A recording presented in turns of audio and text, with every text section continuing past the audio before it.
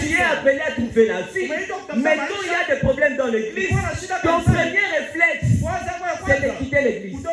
Tu vois ton problème.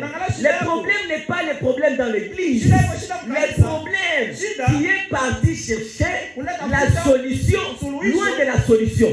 Quand tu as soif, tu ne pars pas chercher l'eau dans le désert. Tu t'approches du lac. Imagine si la rivière t'arrive. Où est-ce que tu vas trouver de l'eau? Si là où il y a la paix, il n'y a plus de paix, où est-ce que tu vas trouver la paix? Si là où il y a le calme, il n'y a plus de calme, où est-ce que tu vas trouver le calme? Si pour être guéri, tu dois aller à l'hôpital. Et à l'hôpital, il y a maintenant la maladie qui reste. Qu'en sera-t-il du reste du monde?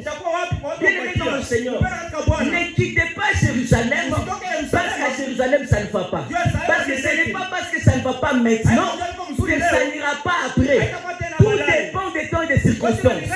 Et le Maître nous a promis, tout ne sera pas rose. Il y aura des moments difficiles. Il y aura des moments compliqués. Et nous devons nous attendre à cela.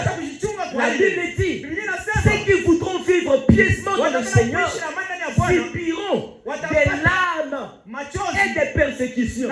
Mes frères, je préfère pleurer dans la présence de Dieu que d'aller pleurer sur les statuts WhatsApp. Parce que sur WhatsApp, on va prendre des captures. Mais dans la présence de Dieu, il va essuyer les larmes. Et ce que j'aime avec Dieu, il ne se contente pas d'essuyer les larmes. Il va jusqu'à sécher les larmes. Dieu ne se contente pas de te dire ça ira. Il s'arrange à ce que ça aille mieux. Je prie pour toi que Dieu te donne la persévérance. Voilà pourquoi Apocalypse dit à ceux qui persévéreront. Persévérer dans la présence de Dieu. Persévérer à Jérusalem. Même si le Saint-Esprit tarde à venir, ne quittez pas Jérusalem. Parce que ce n'est pas parce que tu es parti à Judée que là-bas tu vas retrouver le Saint-Esprit. Le Saint-Esprit proviendra de Jérusalem vers la Judée. Si tu veux pas, mes frères, on va rester dans la présence de Dieu contre vents et marées, dans les larmes et les persécutions. Que la mort vienne, on va rester là-bas. Parce que lui, il n'est pas impressionné par la mort. Il est l'esprit de la résurrection.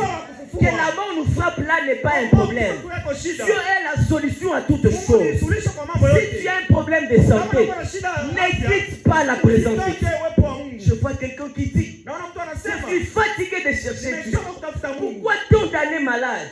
Mais je ne suis pas guéri. On dit l'onction de guérison est là. L'onction de guérison est là. Frère, les apôtres attendaient la promesse, la venue de l'Esprit de Dieu. Mais ils sont restés là. Et la Bible dit, Jésus leur a dit, restez là. Restez là.